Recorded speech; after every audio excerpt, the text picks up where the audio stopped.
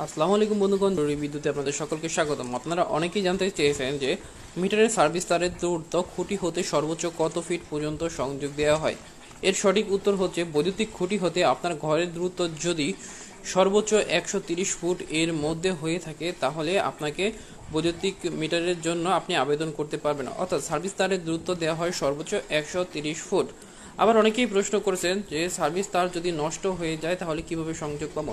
আপনার সার্ভিস তার যদি কোনো মানবসৃষ্ট কারণে নষ্ট হয়ে যায়, সেক্ষেত্রে আপনাকে আপনার যত ফিট সার্ভিস তার ছিল তার 12 টাকা ফিট হিসেবে সম্পূর্ণ তারের মূল্য পরিশোধ করতে পারবেন, এবং যখন আপনি মূল্য পরিশোধ করবেন তখন কিন্তু আপনি নতুন করে সার্ভিস তারের মাধ্যমে আবার পুনরায় সংযোগ পেয়ে যাবেন।